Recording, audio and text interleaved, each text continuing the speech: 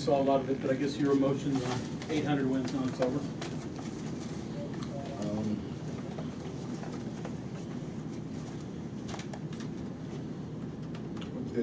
It's kind of neat seeing all those people, and all the people that were really more a part of it than I am, because I hadn't score a goal in 8,800. So it's about relationships, you know.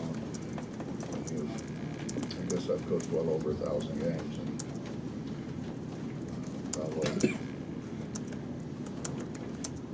close to I don't know how many guys. So that's what it's about. It's just the relationships that you develop and watching those guys grow into responsible adults make a difference. So, I mean, the wins are that's what I'm supposed to do. Only 10 guys have done it. That's what they pay me to do. So I don't know. They said today, like, what is it, 10 guys or something like that? I don't even know who they are. I mean, I know Krzyzewski and Boeheim. I don't even know who they are. I don't. Honestly, I don't. I've never got wrapped up in I know you say you're not nostalgic, but looking back, can you single out one game as like the greatest win, and/or one game that may have been the most frustrating or disappointing loss? Well, I think there were two. I mean, obviously Kenyon breaking his leg was one. It was hard to get over, you know, for his sake and for his teammates' sake. But and then Day in the Final Four, because they were two just, you couldn't, if you tried to sit down in a laboratory and construct what the best teammate would be, you couldn't do a better job than what either one of those guys were. And why does it happen to them, and why does it happen to them? You know, that's certainly the most frustrating. I don't know. I mean, it's 800 wins, how you pick one? That's why I asked. I can't do it. I'm just kind of wondering. I like beating Cal, but that was way more than one. So. Kind of wondering, the other successful coaches that you've met, got to know over the years, you know, whether it be football, basketball, whatever, was it always a driving force to win? Is that something that you found in other successful coaches? Is it more to it than that? Well, I haven't ever met one that didn't want to win.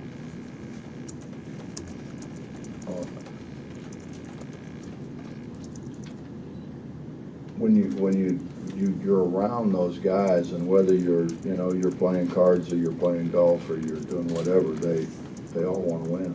I mean, and they all compete like crazy to win. It's part of the DNA, I think. Is that different than a dreading losing? Are they the same, or?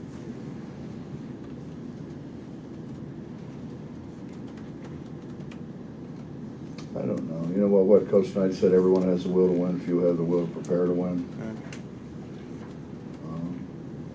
I think that's part of that will is preparing to win.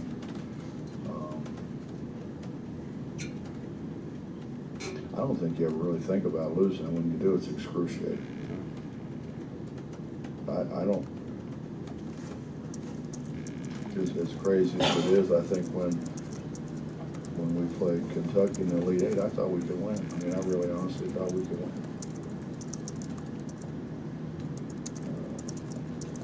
And that wasn't like put on for the players' sake or whatever. I mean, I really honestly thought we could win.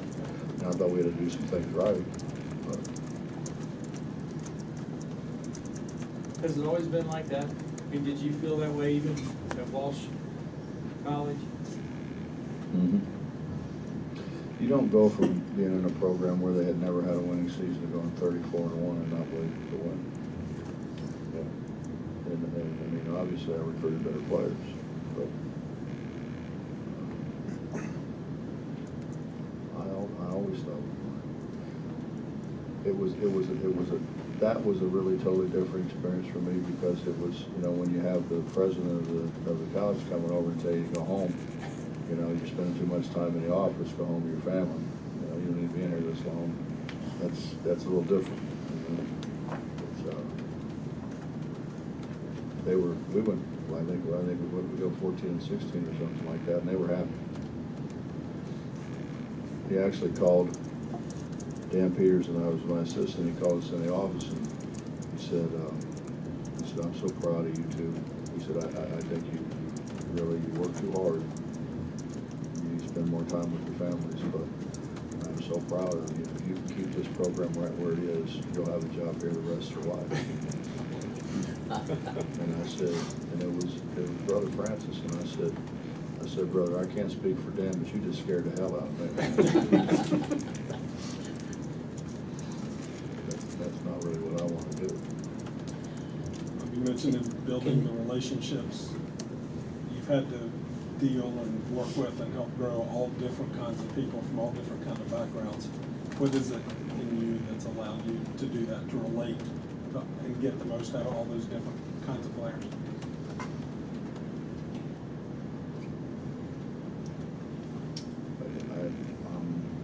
I'm honestly, I think everybody appreciates honesty. When they suck, I tell them they suck. When they're good, I tell them they're good. You know, when they're working, I tell them how much I appreciate their hard work. When they're not working, I tell them, you know, it's going to catch you. This game has a way of just jumping up and biting you when you disrespect it.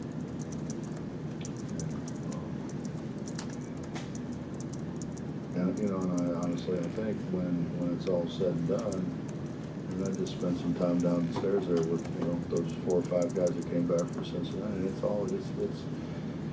the same thing. It's appreciation for being honest and you know, being a stand-up guy.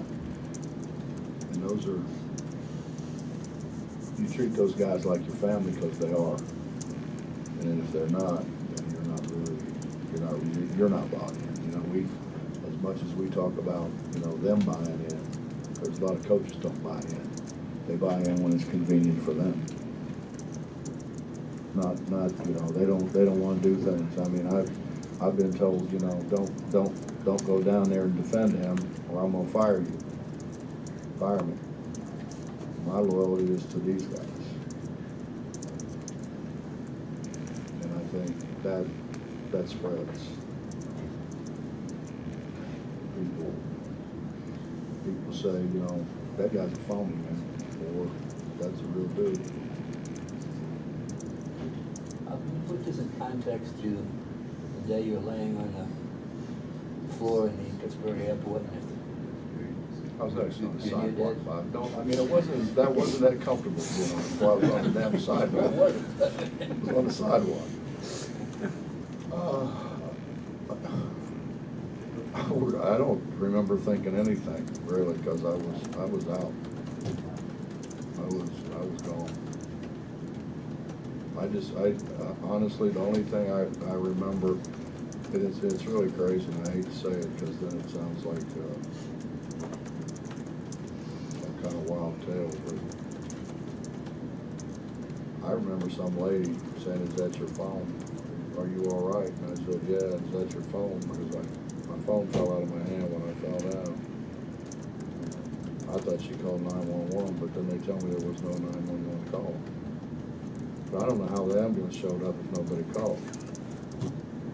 But I never really checked Bob, because I really never wanted to know, to be honest with you. That's the only thing I remember. And I remember waking up and asking him, "What's the ETA?" And you know, he's, you know, patting me on the leg, telling me I'm gonna be all right. And I'm like, "Man, listen, I'm no old lady, man. I know what my body's telling me. I'm not gonna make it, man, much longer."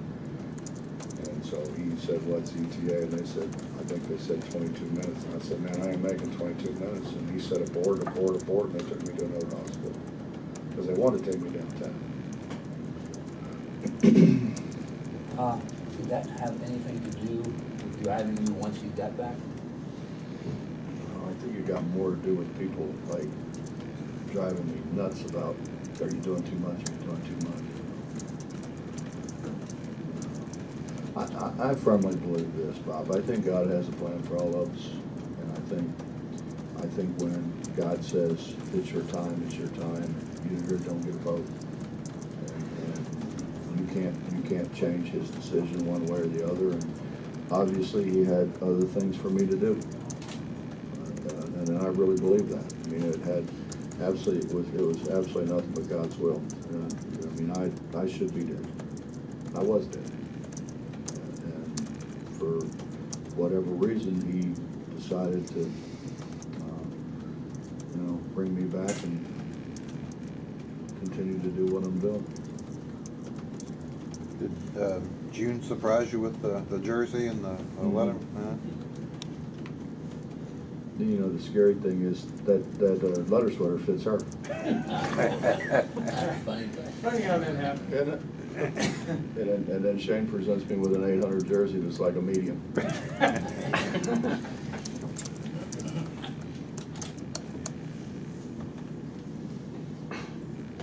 Saves money on framing.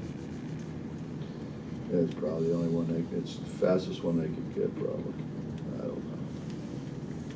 I wouldn't do that to Shane. I wouldn't give him a medium. Make him feel like that. I know you don't know who those other 10 guys are, but Dean Smith, Bob Knight, Adolph Rupp, what are those? You're part of that. What's that mean to you? What do those names mean to you? Those are big names. Those are guys, John, that, I said when I first got to go to Final Four, that I sat in the lobby, and I'd sit in the lobby all day and all night and just watch them. Watch how they interacted with people, just sit there and, said, thinking one day I want to be like that. One day I want to be one of them.